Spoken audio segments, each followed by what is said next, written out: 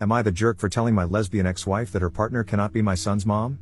Hi all, throwaway because my friends are not completely aware of this current situation. I, 35M, was married to my ex-wife, 34F, for 7 years. 2 years ago, my ex-wife came out as a lesbian. This came as a complete shock to me. She and her partner, who were co-workers, had been having an affair since she joined the company a year before our divorce. We have a son together, 8M. I was heartbroken and devastated. I felt betrayed, as I had spent 7 years of my life with this woman, and it all felt like a lie now. When I confronted her, she told me that she had to live her truth and that she tried to suppress her identity because she didn't come to terms with it until she met her partner. When I asked whether she loved me, she told me that while she loves me, it's different from how she loves her new partner. This broke my heart even further. The divorce was quick as she did not want anything from me, and we agreed to a 50-50 split of custody. I decided to go no contact with her and handled the custody transfer process through my sister, 27F, whom I moved in with after the divorce. I sold the house, and we mutually agreed that the excess money from the sale would go into a college fund for our son. I could not bear to stay in that house anymore, as it kept reminding me of her betrayal.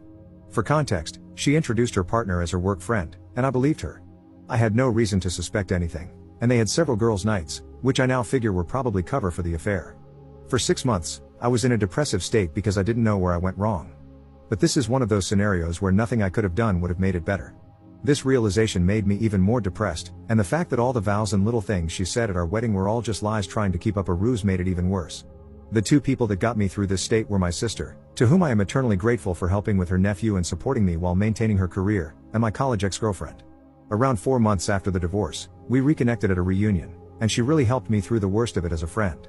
About a year after the divorce, we started officially dating, and I introduced her to my son.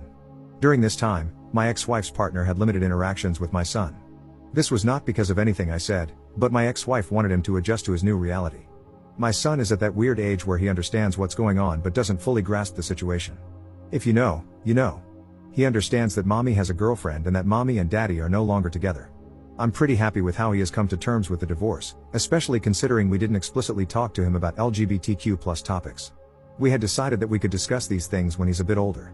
Around 8 months ago, my ex told me she was officially moving in with her partner and that she was engaged. At this point, I was still no contact except for brief conversations concerning our son. She invited me to the wedding, but I declined. They were planning a destination wedding in Spain, where her girlfriend lives. She wanted to take our son to the wedding, which would require him to miss school for a week since she also wanted him to meet her girlfriend's family. I told her that missing school for a week didn't make sense and suggested she plan her wedding during his vacation, as she didn't yet have a fixed date. She argued that they likely wouldn't find a date aligning with his vacations, as they wanted to get married as soon as possible. I relented and agreed, since I didn't want to interact with her further, and it was within her rights to have her son at her wedding. The problem started when my son returned from the wedding. He was supposed to stay with me, as we have a flexible week-in/week-out custody arrangement. She wanted to take my son on her honeymoon so he could bond with his new stepmother. I told her that she had already had 2 weeks with him, as she had custody the week before the wedding, and I wanted to spend some father-son time with him. I told her it was within my rights, and she should go spend time with her new wife. She argued that, since our son's interactions with her partner were limited due to her busy schedule, this was a great opportunity for them to bond.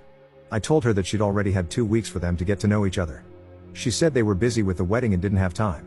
I explained that I had taken vacation days to go to a motorcycle expo and build a Lego set, 2 things my son absolutely loves.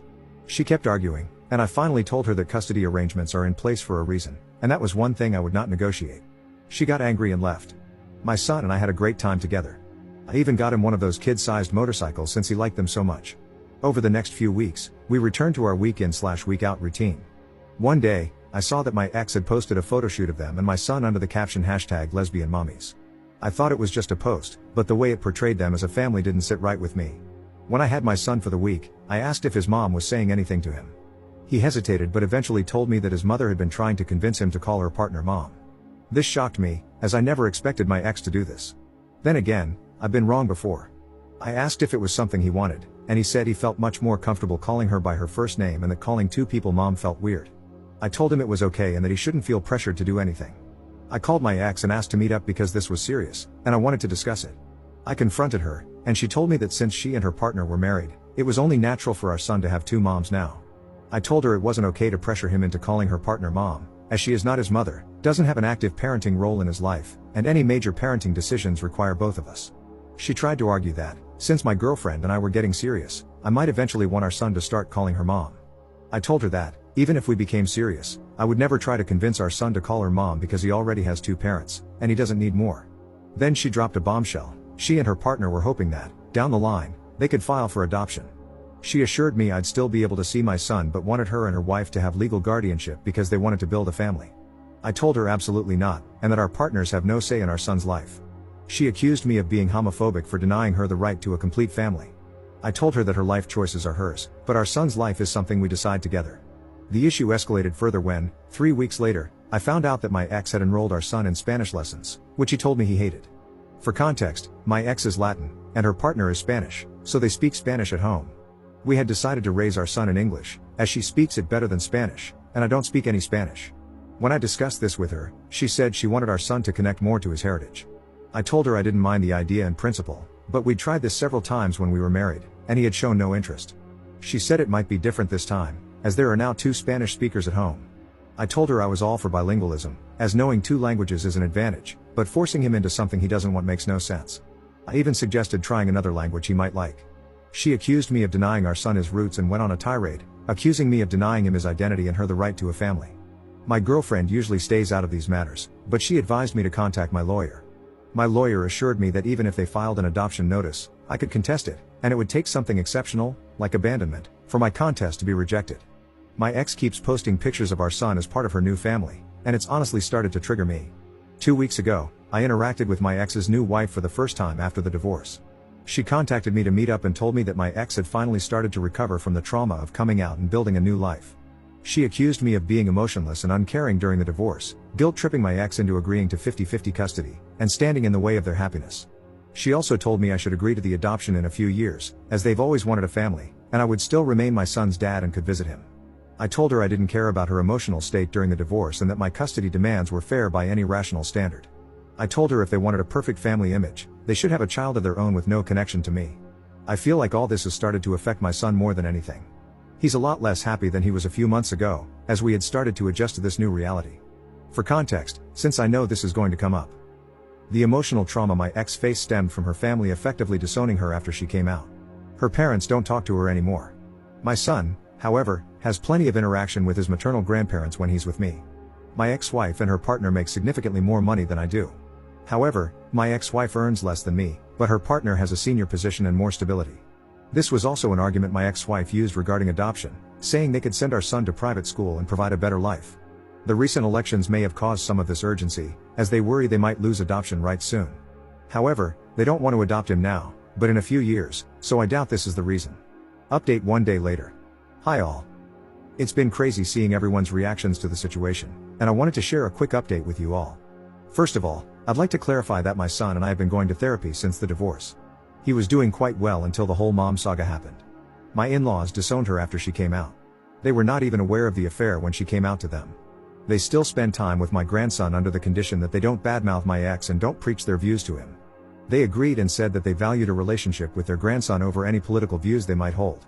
I have been a part of every interaction they have had with him because I was worried they might say something inappropriate. Thankfully, this has not been the case. Her extended family has told me that they have all cut her off as well, some for the affair and some for her being gay.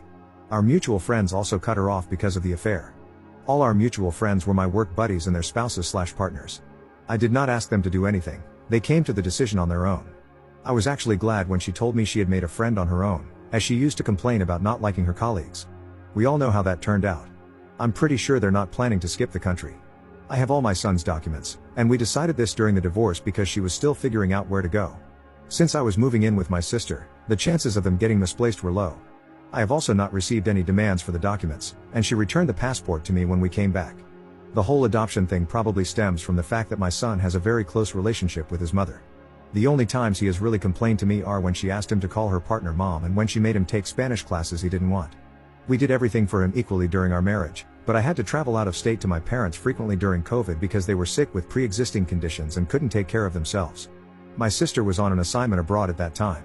My sister also agreed with this. Please let me know your thoughts. I listened to people and contacted my lawyer, who is also my friend, this morning.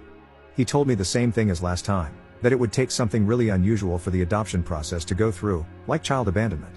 He also said that they are a bunch of idiots who have no idea how the law works.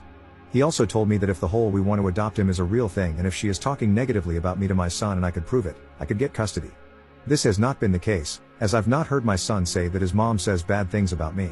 This brought me a sigh of relief. I plan to contact my ex today with the following conditions. We both install parenting apps and document all interactions. No more mention to me or my son regarding adoption or calling her partner mom. No more posting images of my son as part of their perfect queer family, because, frankly, I don't want my son's photos on the internet when he is so young. He can decide what he wants when he is older. I plan to talk to my ex in a couple of hours. Please let me know what you think about this. Second update 1 day later. Hi all, I talked to my ex today. She was busy yesterday, and I wanted more time to gather my thoughts. When we met, I put forth my demands. She told me the parenting app idea seems fine and that she has no problem with it. She got sad when I told her to drop the idea of adoption and calling her partner mom, as it's just not going to happen. She explained that her family had pressured her to settle down. I proposed after a year of dating, and I didn't know this, and getting pregnant so soon after getting married wasn't what she had in mind. She got pregnant 1.5 years after getting married. Does that count as soon? I don't know. She said she had been in the closet her whole life because of her parents and thought marrying me would make her feelings subside. She was happy until she met her partner. She went through postpartum depression after giving birth, but I didn't know she hadn't wanted to get pregnant so soon. She then admitted that the reason they, her wife and her, wanted to adopt my son was that she wanted to start fresh. She said she was never really happy during our marriage and that with her new wife, she could have the family she'd always dreamed of. She didn't want my son to grow up resenting her for being a lesbian since he doesn't have much exposure to people like her, apart from her and her partner. Look, I have to be honest here. I don't know any gay people, and no one in my family or circle of friends is gay. We've never talked about these things because it just doesn't come up in daily life. That doesn't mean my son and I have no idea who they are, especially after the divorce. I told her this wasn't going to happen and that he has had a lot of exposure to people from her community. I told her it seemed like a flimsy excuse to separate my son and me and that she was making it up to justify her actions. After some arguing, she revealed the real reason she and her partner wanted to adopt my son. Reddit, your prediction abilities are unreal. Apparently, they wanted to adopt him because they are considering moving to Spain in a few years. I told her she couldn't do that and that the legal framework supports me and my rights in both countries. She admitted she knew this, which is why they wanted me to sign the adoption papers. I told her she was crazy to think I'd agree. I reminded her that she still needs my permission to take him out of the country, just like when they got married in Spain. Thanks to a Reddit comment, I researched the laws about this, so I know this isn't happening. She said they wanted to see if I'd agree, and if I didn't, they wouldn't pursue it because she doesn't want to be separated from her son. I emphasized again that this is not going to happen and that if she tries anything or says anything to my son, I'll sue for full custody. She looked sad and said they wanted to check with me first. I told her, in what world would you expect me to give you and your wife full custody? First, you divorce me, leave me for a woman, and then expect me to sign over my child and act like nothing happened? I told her from now on, every interaction will be documented, and if I suspect anything, I'll sue for full custody. She seemed scared at the idea of losing custody.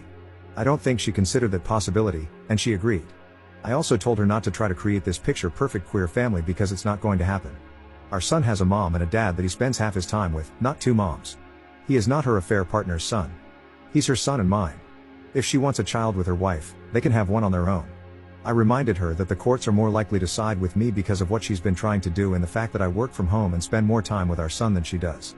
I've been trying to ensure he has a stable relationship with both parents since the divorce because I don't want him to resent either of us. But if she tries to remove me from his life, I'll sue for full custody and deal with any resentment he has toward us. I didn't want to argue anymore, so I left the room. I secretly recorded the conversation to have proof in case anything happens. Honestly, Reddit, I've been very angry at my ex since the divorce. I haven't shown it around her or my son because I don't want her to use it against me, and I've been going to therapy, but I'm still angry inside. Her comments today about our marriage hurt me even more. I spent 7 years with this woman, and her betrayal still angers me to this day. When I got home, I contacted my lawyer friend. He reiterated that they'd have to kidnap my son for their plan to work. I asked if there was anything else we could do. He said the current custody agreement is very thorough, and we've ensured that. Whether I want full custody is up to me, but I have to be sure before putting my son and myself through the process. I don't want my son to grow up without either parent because that's not healthy for him. That's why I won't sue for full custody now. If they're foolish enough to kidnap him, which I'm sure they're not, the law is on my side. I know her partner's position at work, so I doubt they'd give it all up without a good reason. As for the passport issue, I have all his documents, and things like notifying me about travel or hospital visits are already in the custody agreement. The legal framework is solid. My ex-wife is still a good mother who loves him, and he enjoys spending time with her. Plus, my son is the kind of person to tell me if he's uncomfortable with anything, so I'll know if they keep pushing their nonsense. On a positive note, I'm not against Spanish lessons, but my son doesn't like them. I just suggested he try learning a language he enjoys. There are plenty of options. I didn't bring this up with my ex, but now I know she was pushing for Spanish because of the Spain idea. Thank you, everyone, for your support. You really helped me understand the situation. I can't believe I didn't think about her considering Spain until I read the comments. You all are amazing.